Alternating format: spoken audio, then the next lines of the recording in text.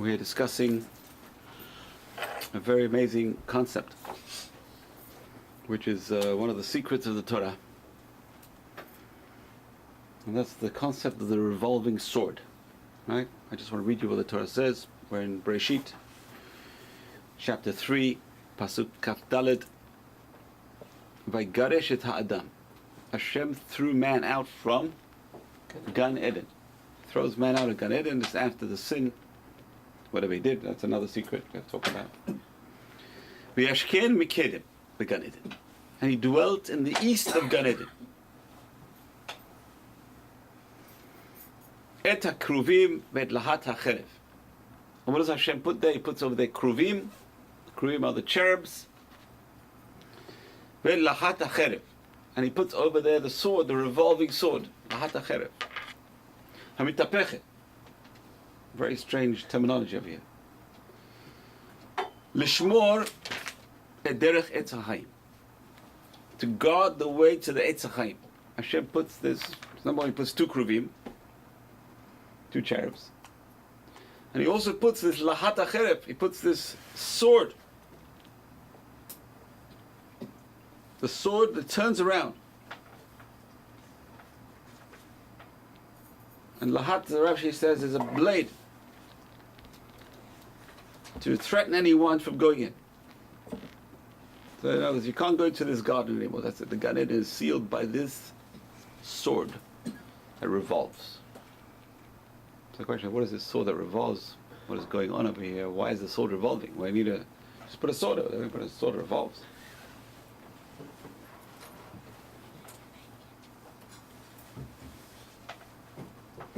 So Rashi says over here, there's a midrash over here, but you know what? I'm not going to deal with midrash over here. It's very unusual because Rashi always brings in midrashim. So obviously it's very deep stuff. So the Siftei Chachamim says that the put him in the east of Gan Eden is not talking about Adam. He's talking about the angels. The kruvim were put outside Gan Eden to guard it. Right, because if they were inside the garden, then Adam would be able to go in. So these two kruvim on the outside of the garden, stopping people from going in. What does that mean? Okay, I got to get to this very strange Ibn Ezra over here. Very, very strange Ibn Ezra. And Ibn Ezra says, I just want to read it to you. It's so hard to read it, gosh. No. Ki kol ma shematzanu katuv hu emet. Everything that's written over here is true. Come on. I mean, obviously it's true. It's Torah.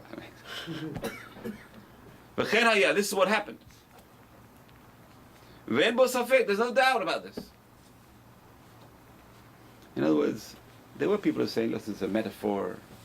You know, it's a metaphor, not to be taken literally. But it says, this is true. This is 100% true. This is not a metaphor. This is not something you can just say. It's a symbol. It's symbolic of this. Something happened. It really was like that. There's no doubt about it. V'yesh lo sod. There's a big secret to this. Ibn Ezra says there's a big secret. Ibn Ezra is a big Kabbalist as well. I mean, there's a big secret to this. Ki me'or ha'sechel yatsa ha'chefetz. From the light of the sechel, of the brain, comes out this.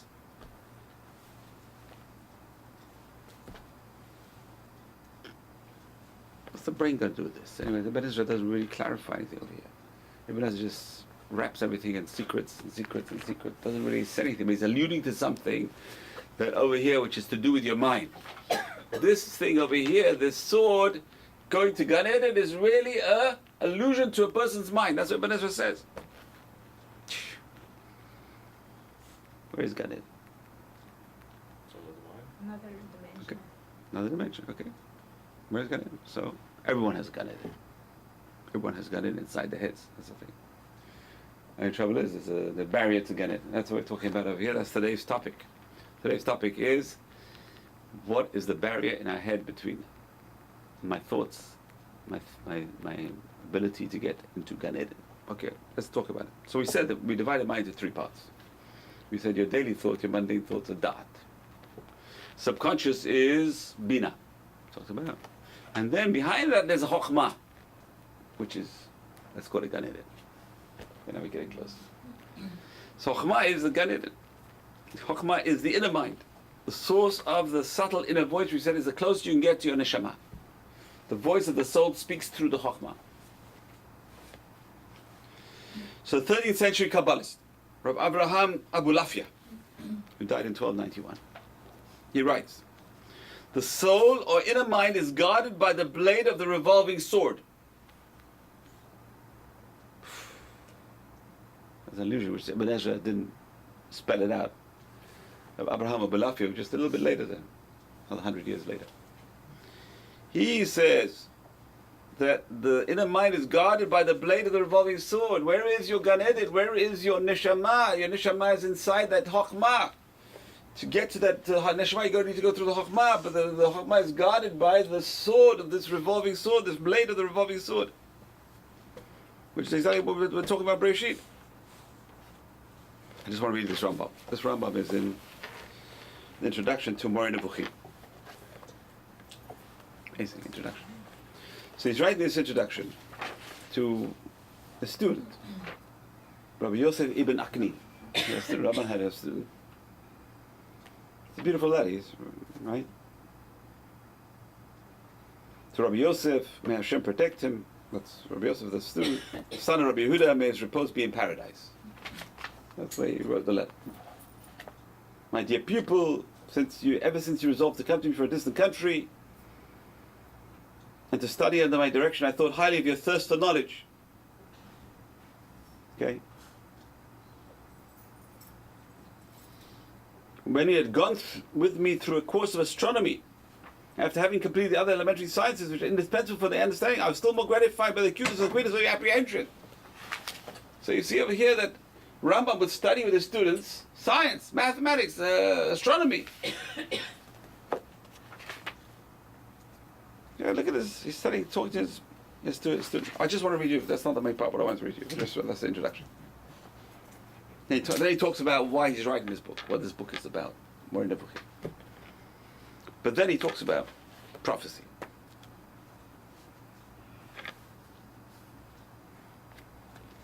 Okay. Do not imagine that the most difficult problems can be thoroughly understood by any one of us. This is not the case. At times, the truth shines so brilliantly, we perceive it clear as a day. Sometimes the truth is so clear, it's like daylight. At times, our nature and habit then draws a veil over our perception. Exactly what we're going to talk about. So there's truth which shines like day sometimes, that's the Chokhmah going right through.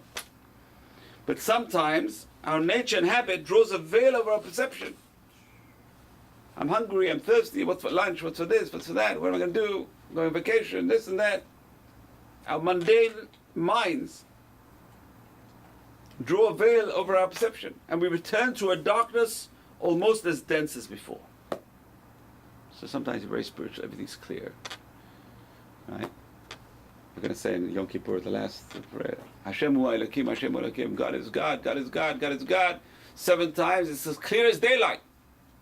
A few minutes later, forgot. Darkness. Nearly as thick as the darkness before. The day after Yom Kippur is nearly as thick as the darkness before. If it wasn't for Sukkot, it'd be much worse. Because we go up, man goes up, climbs up, and then crashes. Have a spiritual hangover. So look what he's saying. Our nature and habit that draw a veil over our perception, we turn to a darkness as dense before.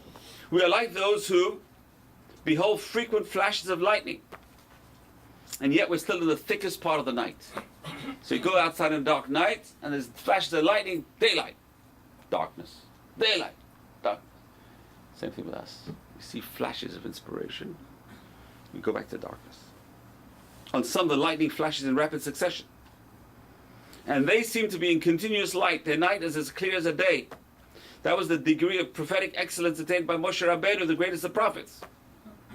Moshe Rabbeinu was nearly all daylight. Prophecy after prophecy after prophecy after prophecy. Lightning, lightning, lightning, lightning, lightning. His whole day, his whole night was day. And he was the greatest of prophets. And that's what Hashem says to Moshe. But you stay with me, Hashem says, after Har Sinai. All the people should go back to their wives, but you stay with me. He wasn't allowed to go back to his wife. Why? He was prophecy was 24 hours a day. And that's why his face was shining. Some perceive the prophetic flash at long intervals. This is the degree of most prophets. Hello, we have nothing. We have little. So the prophets would get flashes of lightning from time to time. But others only once during the whole night is a flash of lightning perceived.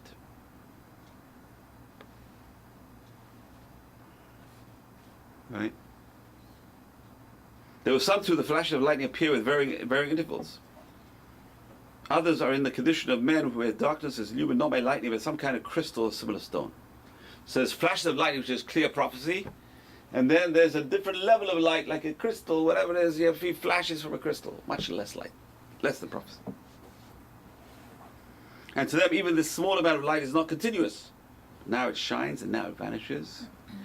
As it were, listen to this sentence, the flame of the rotating sword. This is a quote we just quoted, right? Bereshit, chapter 3, Pasuk 24. Very important to remember that. Pasuk, chapter 3, Pasuk 24, the flame of the rotating sword. Lahat hacherev. Lahat is from the word lohet, which is to burn. It's a burning, flaming, it's a revolving, flaming sword. So what is this revolving, flaming sword? The Rambam just gives us a hint over here. It's amazing. This Rambam, there's no commentary of Rambam on Chumash. You've got to find this Rambam. You've got to learn the whole. Today they're putting it back into Chumash. I don't know how they go through the whole Rambam and they find where he talks about different verses. So there's a Mikra Gedolot, the new Mikra Gedolot, they have a Perush Rambam. There's no Perush Rambam in Chumash. What they do, they're culling it from all his different books. What do you say about the verses? So he's trying to find. I don't know if they have this over there. So Rambam said, look at this. The Rambam says, what is this flame of a flashing sword? This is the flash of prophecy. Gan Eden is getting this prophecy. That's the Gan Eden. And there's a flame over there, there's a sword over there that stops the prophecy coming out. It just gives you flashes of it. It's impossible for a human being to be continuously a prophet. Why? The mind won't let it. There's a block in the brain. There's a block. And that's called this sword. Wow. So that's what the 13th century Kabbalist, Rabbi Abraham Abelafia says. The soul, or the inner mind, which is Chokhmah, is guarded by the blade of the revolving sword. So where is Gan Eden? Gan Eden, okay, so this Gan Eden is, we all have Gan Eden, in a sense. Gan Eden is not the physical Gan Eden. There's no physical Gan Eden. There's the spiritual Gan Eden. What's the spiritual Gan Eden? That's Neshama is the spiritual Gan Eden. But how do you get into your Neshama? The answer is through the Chokhmah. The Chokhmah is, it's hard to get to the Chokhmah. You have the sword over there. What's the sword? So in modern psychology, it's called the conscious critical faculty. The conscious critical faculty acts like a shutter. Otherwise, what happens is that the conscious mind would just be able to bombard the unconscious mind. Right? So what happens is the conscious mind has a shutter over there, stopping the conscious mind from bombarding the unconscious mind. Simultaneously, it stops deep concentration. You see this today. There's all kinds of kids with all these ADD, ADHD, you know, people, we can't sit still, we can't focus. That lack of focus is stopping us from entering the subconscious. That's the lack of focus. It prevents a person from accessing his own inner mind, the door to the soul.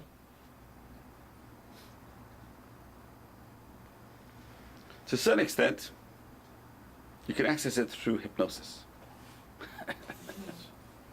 That's what Freud and all the others do. Try to access subconscious. They're not trying to get to the neshama.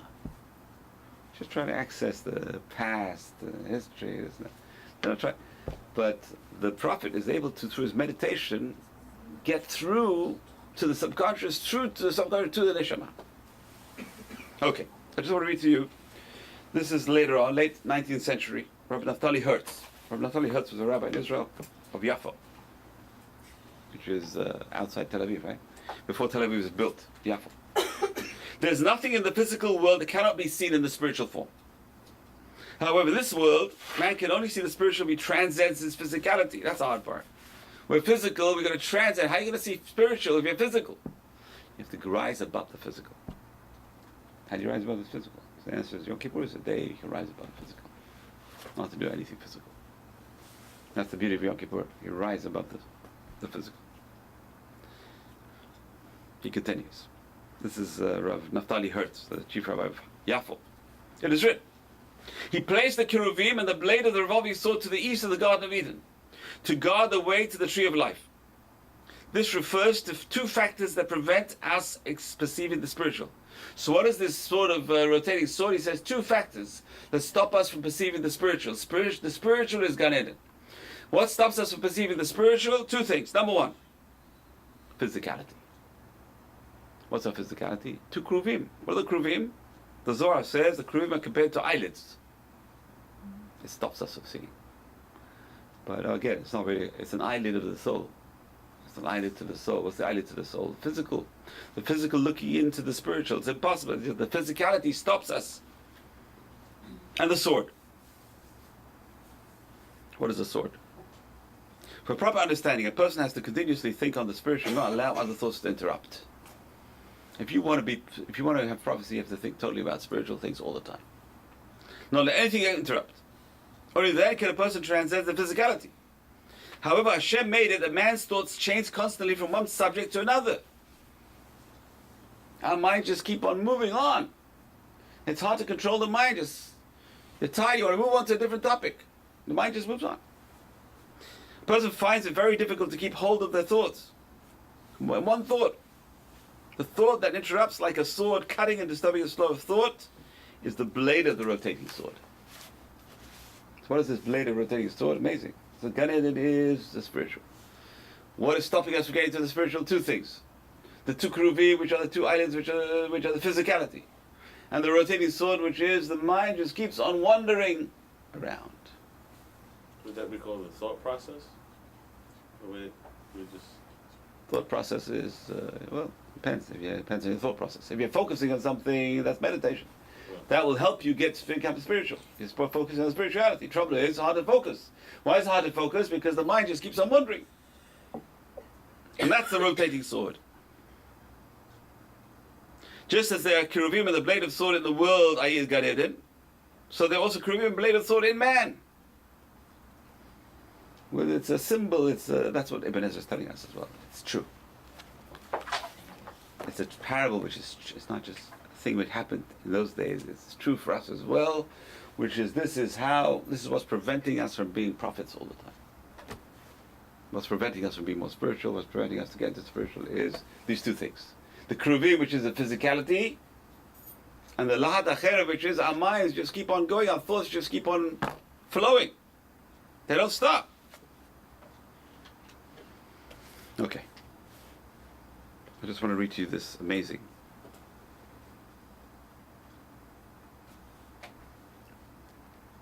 Ibn Ezra, we talked about, and the Radak. So number one, even though this is a story of what happened, it alludes to all mankind.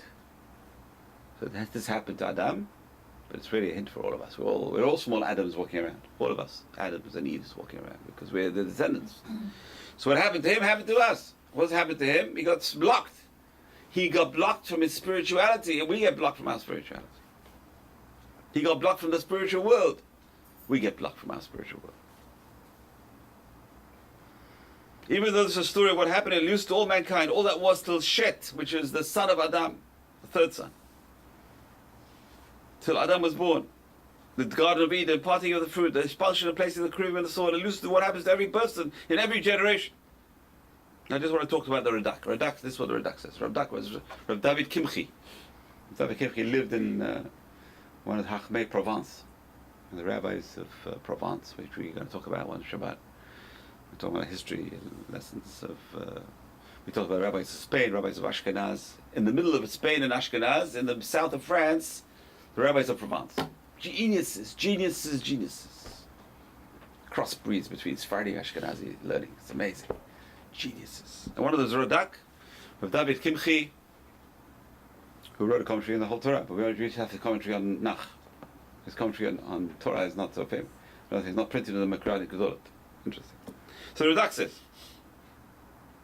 Eden hu mashal. The word Eden is a mashal, it's a parable. The sechel, hapoel, of the brain, of the mind. Hu ha'eden amiti ruchani. The Eden is in our mind. The true Eden is in our minds. Is the spiritual Eden, soul, the chokhmah. Va'el natabo gan mikedeb mirosh brioto. And Hashem planted a garden in the Eden. In the head of all his creatures.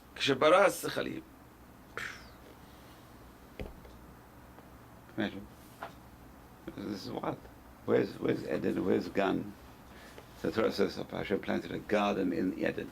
So where's the garden? Where's Eden? Eden, he says, is the sechel, is the mind, and in the sechel is the Gan, is a garden. Whereas the highest part of this, most spiritual part of it is the garden of this sechel. And in the brain. So Eden is the active intelligence you're thinking about all the time. Inside there's another intelligence which is a garden. That's what we're trying to get.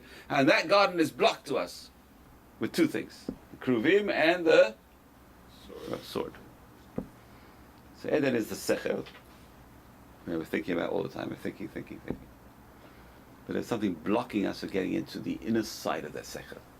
That's the sword and the kruvim. So we say the sword is the fact that the mind wanders all the time, and the kruvim are the two angels. The kruvim are the physicality. So look at this. Now look at this. What happened over there in Eden? There was a time lapse between the sin and the kruvim. There was a time lapse. So what happens is, what does that tell us? Sometimes a person does a sin, and they're on a high level. They do a sin. There's a little bit of a time lapse between the sin and the actual fall, and the closing off of the pathways. So say a person is a Navi sins, right? Moshe Rabbeinu hit the rock. He didn't lose everything at one time. It took time. There is a time lapse. We see this in the Garden of Eden. They sinned, they're thrown out, and eventually, the stages. They didn't lose everything in one shot. Amazing. So that's it. So that's basically it. What's stopping us from being spiritual is a mental block inside our minds that blocks the physical pathways from getting into the spiritual pathways. So we have da'at, which is a normal thoughtful process. We have the subconscious, which is bina. We said, and now you try and get into the chokhmah, which is the garden. There's Eden, which is the bina probably, and there's the garden inside the Eden, which is the chokhmah, which is, if you can talk to your chokhmah, you're talking to your soul. The trouble is there's two things blocking us. Number one is the kruvim, which is physicality. We're always thinking about physical thoughts. Our mind's always thinking about physical things. I got to pay my taxes, I got to pay my bills, I got to pay my this. I want to see a TV, I want to hear this, I want to go to the movies, I want to eat, I want to this. Physical things. How am I going to travel to this place? I want to go on vacation. It's all physical things. And number two is our minds wander. Hard to concentrate, hard to focus, very hard to focus. That's the sword. So, how do we overcome that? How do we overcome our personal kruvim and our personal sword? This is wild. Personal stuff. How do we re-enter our Garden of Eden? The fact that the sword was placed in the garden's entrance after Adam and Eve sinned indicates that the sword prevents us from entering deeper into levels of concentration. And this is strengthened every time a person sins. Right? They lost this ability when they sinned. So we see sin causes a person to lose this ability to enter the inner recesses of the mind. The purer person, as you see these rabbis, they're learning all day. They're in their little private chambers. They don't look at women. They don't go out on the street. And if they go out straight looking down in their book, they're always going down with the head down. They don't know where they are. Someone asked Rav Chaim Kanievsky, where's Rehov Rabbi Kiva? I don't know. He lives over there. That's his street. He doesn't know. He doesn't look around him. Just walks down the street, looks down. There's a joke that one day he said hello to the lamppost. I don't know if that's a true story. But they don't look anywhere. They don't go anywhere. They want to keep their minds pure and holy. Because, once your mind says something else, today we talked about Shabbat, how the mind is influenced by what it sees. So, moral purity, correct religious conduct, doing the mitzvot, removes the sword's effect. All these things remove the further a person is from Avirot, the closer a person is to Kedusha, the less the sword has an effect. So when a person does something bad, it strengthens their egocentric nature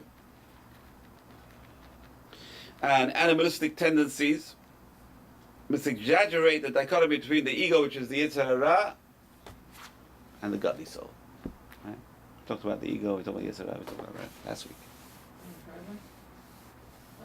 So after Yom Kippur, we're purified, yeah? Hopefully. Depends what's the Let's purpose. On Yom Kippur, we're like angels, right? So the question is like this. When are you a bigger angel? When Yom Kippur comes in or when Yom Kippur leaves? I would think it when it leaves. You would think you're going to leave. So let me ask you a question. As soon as Yom Kippur will come in on Arvit, we say, Shema Yisrael, Shem Elokeinu, Shem Echad, Baruch Shem Kevod Malkuto Olam Va'ed. You're just stuffed with food. Are you like an angel when you're stuffed with food? And yet when Yom Kippur is over and Arvit after Yom Kippur, you don't want to say Baruch Shem Kevod loud. You're not an angel anymore. But I'm spiritual. I've fasted the whole day, 25 hours. What's going on? And the answer is, when you're not thinking about food, you're an angel. When you're thinking about food, you're a human being. So when Yom Kippur comes in, it's Arvit. Yom Kippur just started. I'm not thinking about food, I just ate. I'm thinking about fasting all day. What I'm saying is Hashem cleanses us of our sins. If Yes. we do proper tshuva. Yes. And then you're saying the next day we could be right back in darkness. Yes. 100%. So you get the lightning, that's the flash. In other words, that's the rotating sword. You just said that sin is the thing that keeps us... It's one of the things. That's physicality. Think about food now. Right, but I'm saying... It's not just sin. Now it's physicality plus the mind wonders. So now what am I focusing on the day after Yom Kippur? If you're focusing on your sukkah, that's what Hashem did. He gave us a sukkah. Otherwise, what are you focus on? I'm talking my lulav, my etrog, more mitzvot. Purify me. Otherwise, what would we be if the next day would be a normal day? Where would we be without sukkah after Yom Kippur? I'll tell you where we'd be. We'd be worse off. It'd be a tremendous spiritual fall. Tremendous. Because the higher you climb, how do we know? Har Sinai. 40 days after Har Sinai, did the worst Avodah Zarah. The higher a human being gets, you're climbing the mountain. You can fall off that mountain. There's the dangers of climbing. There's a danger involved in climbing. So I said, I'm not going to climb. I'd rather be medium. That's also, don't think medium is so hard. It's so easy. It's not so easy. To be a medium Jew, Rama says that's the ideal. That's a Chacham. Chacham is average. He's an average Benoni in everything, in all the different traits. He's average in all the traits. How to be average in all the traits. But people talk about high levels. I want to be a Navi. You want to be a Navi? Oh, you got to watch out. One little thing and you go, be a Navi Sheker. You're going to call the Navi and he's a Sheker. So he's telling lies. Why? He's manipulating the message of God through his ego. So that's the danger of here. So sin obviously takes a person away from this ability. The sword gets bigger, the barrier between the conscious and unconscious gets bigger, and effectively blocks the neshama's light. If a person's altruistic holiness creates spiritual, mental, and emotional unity, allowing the neshama and the inner mind to converse, and the influence to spread through the human psyche. But you got to keep it up. It's not just one day. You've got to keep it up. A person's got to keep it up and learn day and night, day and night, day and night. Holiness, holiness, holiness, day and night. Maybe they'll get Ruach HaKodesh. You see these guys have Ruach HaKodesh. What do they do all day? They're in the room all day learning Torah. They go anywhere? No. They do anything? No. They're writing books, or they're learning Torah. They're inside their own room. I've been there. I've been to see the Steipler. What's he doing all day? Learning Torah all day. In a dark room, no one around, just people coming to bother him. He has visiting hours, so that's it. You come to bother him. He doesn't look at you. He looks at the paper you give him, your name. And either he likes it or he doesn't like it. If he doesn't like it, he'll scream at you. I can't even say what you don't even know what he's saying. If he likes it, give you a bracha. Sometimes he give you a... What is the name of the rabbi? The Steipler, he passed away. Yaakov Kanievsky. The Baba Sali was much nicer in terms he would never shamed anyone. He had definitely Ruach HaKodesh as well. So, but again, he would cover his face, he wouldn't look at anyone, just... Anyway, So that's a way of removing the sword. Removing the blocker is holiness, holiness, holiness, holiness. So spiritual purity enables the blending of the unconscious with the conscious. The mystical with the analytical. The tree of life, the tree of knowing. So there's two trees, the tree of knowledge and the tree of life. So the tree of knowledge is what we do all the time, we think. The trouble is the knowledge can go either way, good and evil. Your mind can go either way. Mind can go, you're thinking about good, you think about evil. Think about good, think about evil. The tree of life is the soul. That's Torah. You have to get through that tree of knowledge, right through there, and go into the tree of life. So in this state of higher communication, the Shema creates its own protection. Its protecting spiritual screen is more effective than the sword in shielding the mind from the outside world. Okay, now we come to another term, Kabbalistic term, very Kabbalistic term. This is in the Maaseh Merkavah called the Chashmal. Chashmal. Today the electric company in Israel called Chashmal. Okay, but it's a spiritual term. The prophet Ezekiel, chapter 1, the prophet Ezekiel sees the Merkavah. And the rabbis tell us, I think it's in chapter, if I'm not wrong, chapter 7 in Yeshayahu, right? Who can tell me, right? Where's the Merkavah in Yeshayahu? Anyone know? Yeshayahu, chapter 1. But Yeshayahu is greater prophet than Yeshayahu, much greater. 6? It's a 6. Very good. I think it's 6, yeah. Chapter 6, very good. Chapter 6 in Yeshayahu.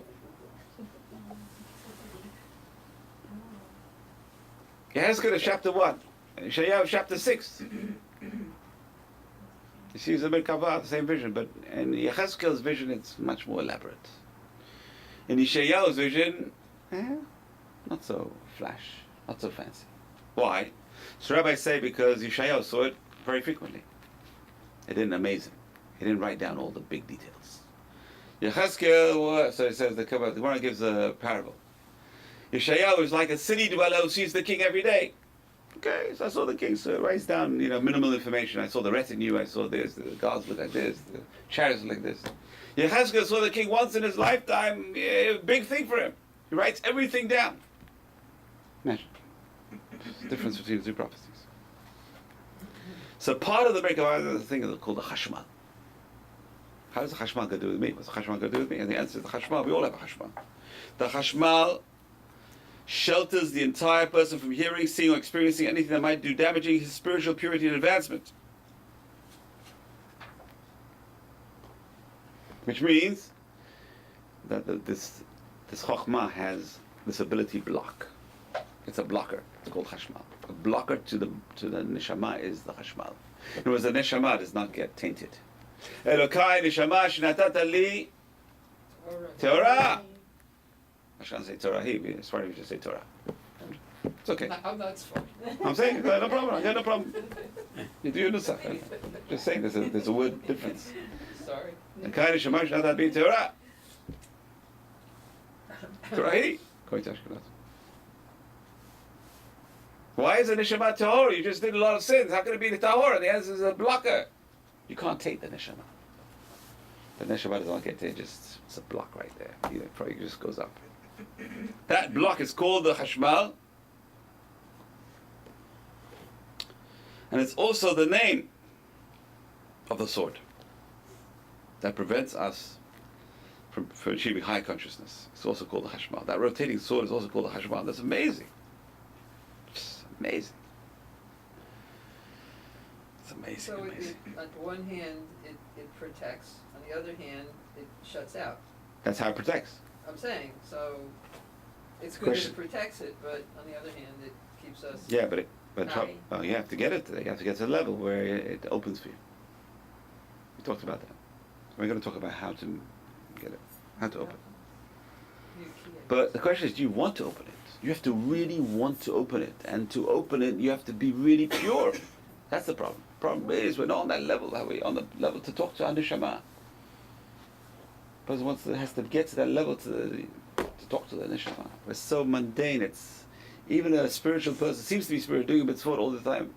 It's very hard to get to that level. You go into the next step. you're going to a step where the mundane doesn't mean anything to you anymore. It's very hard to get to that step and living in a materialistic society.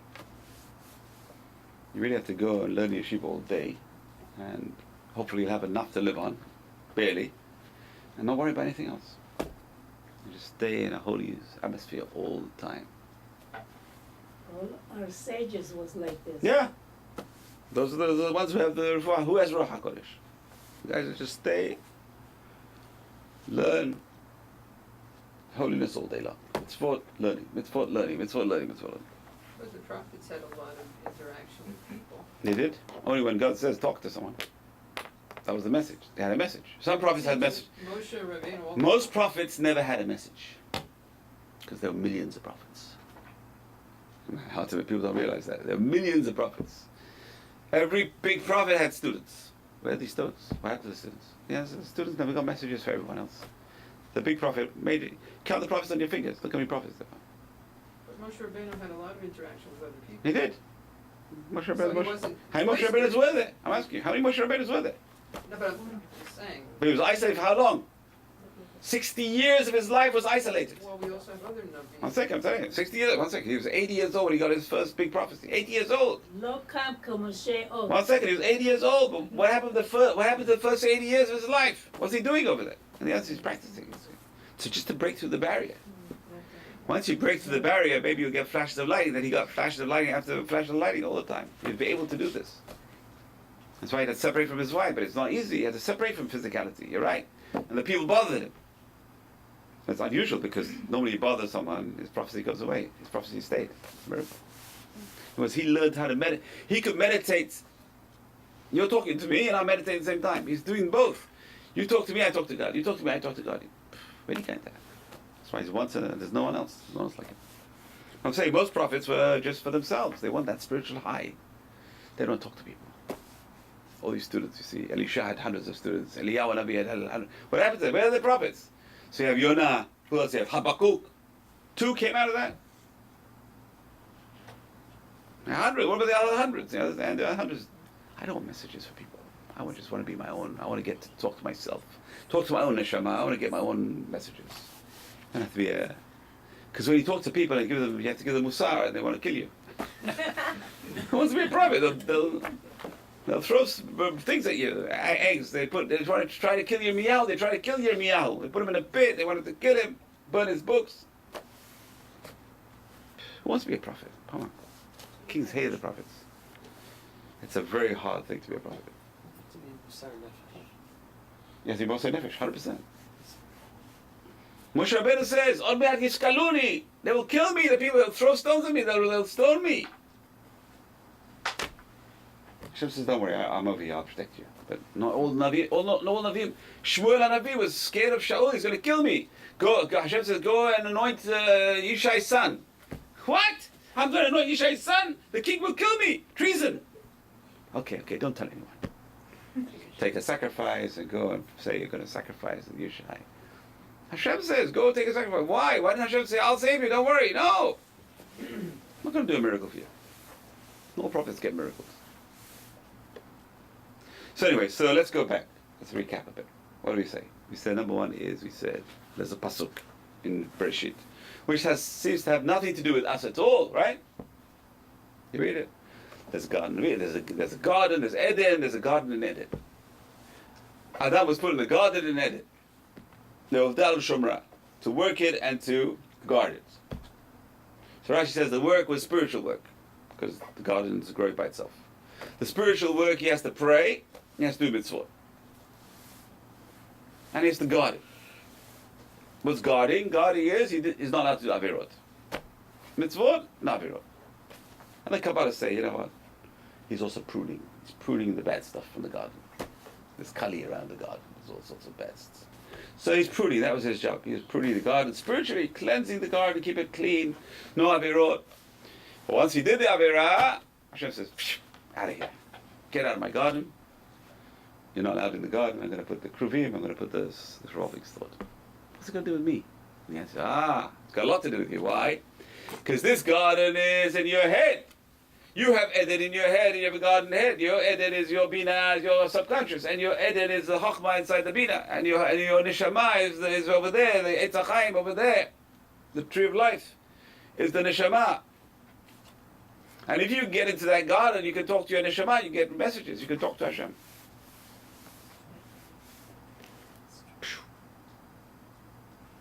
But there's two problems. You got the Kruvim, which is the physicality, and you got the Herif, which is the mind, just wanders around. So he said, number one, how do you get rid of that? How do you break through?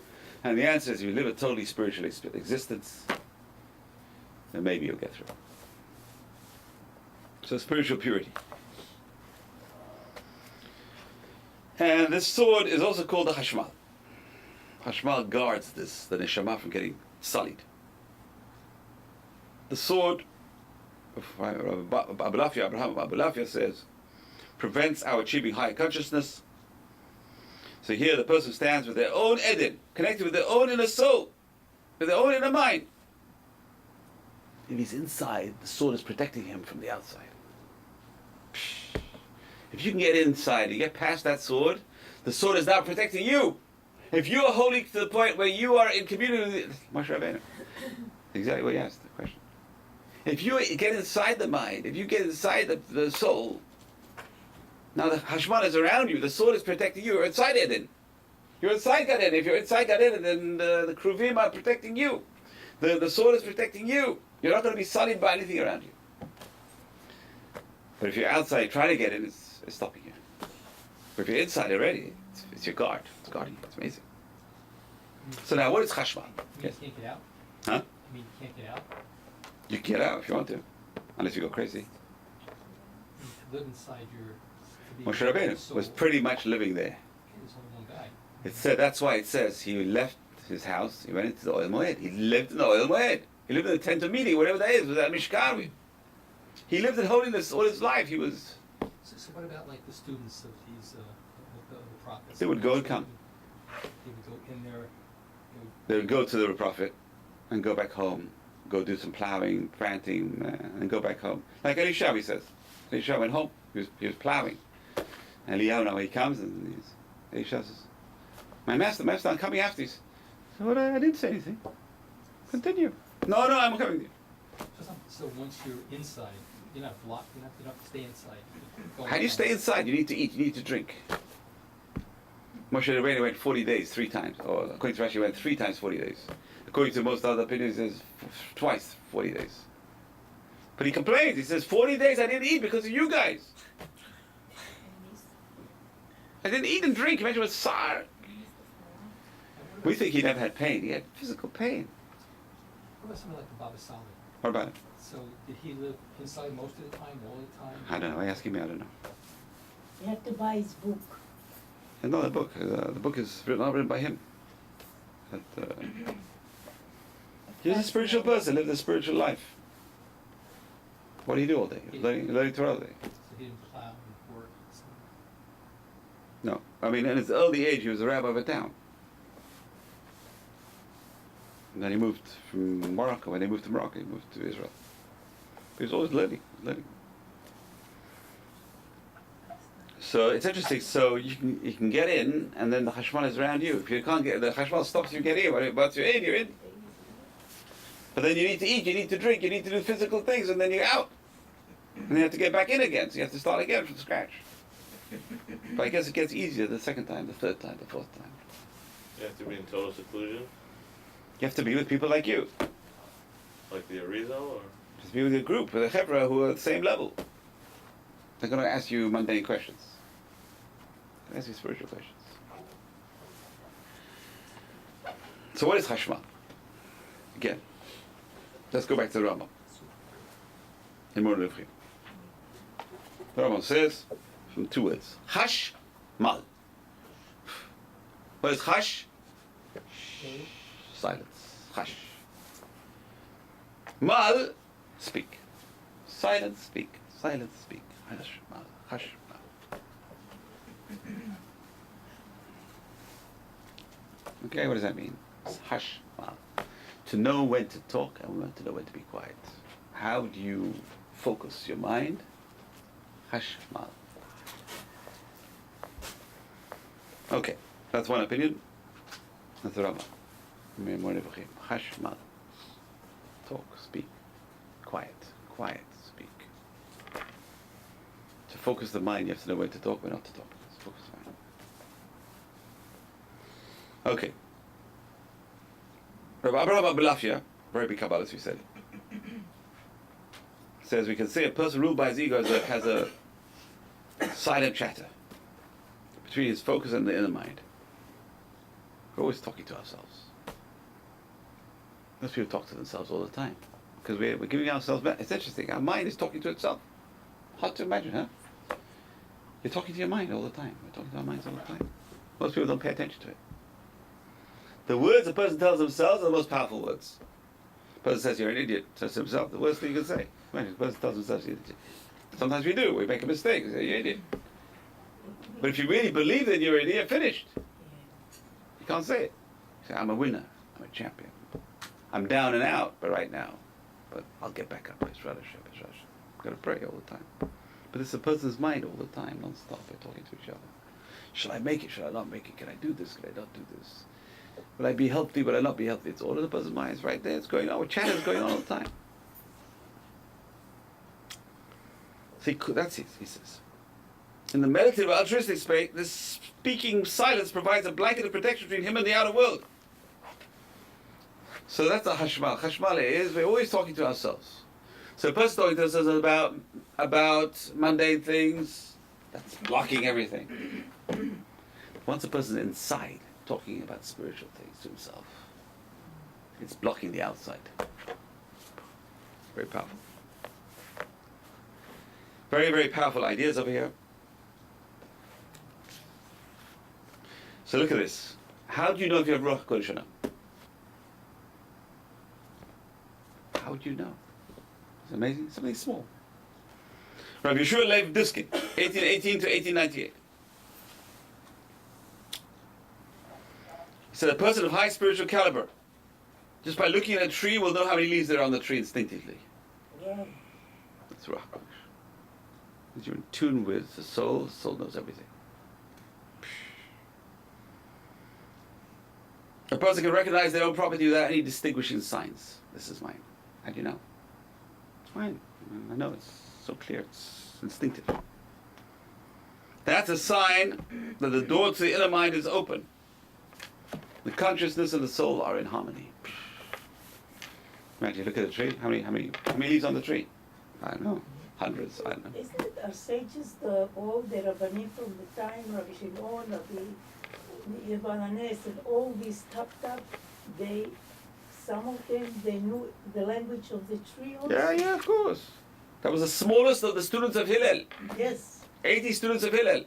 The greatest students of Hillel was? What? The students of Hillel. Buried in Amuka, Rabbi Yonatan ben Uziel. Yeah. The smallest student was Rabbi Yochanan ben Zakkai. He knew the language of the angels. He knew the language of the birds. He knew the language of this. He could do Tikkat HaBeitim. He's the smallest student of Hillel. Hillel had 80 students. Imagine, the chief rabbi was the smallest student of Hillel. He's the chief rabbi. What were the other ones like? He's the smallest of the students. He's great. Can't understand. So you can see their spiritual level. They were very highly spiritual levels. Similar in a way to the autistic savants. What?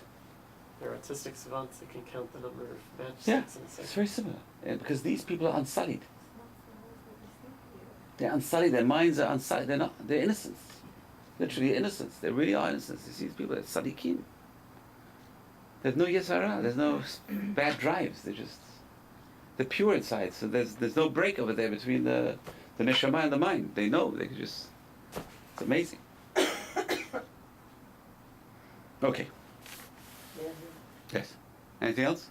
No. Any questions? I want to stop over here. We'll stop over here. We'll come back to this. There's Rosh Hashem next week. It's getting interesting, huh? Rabbi, they said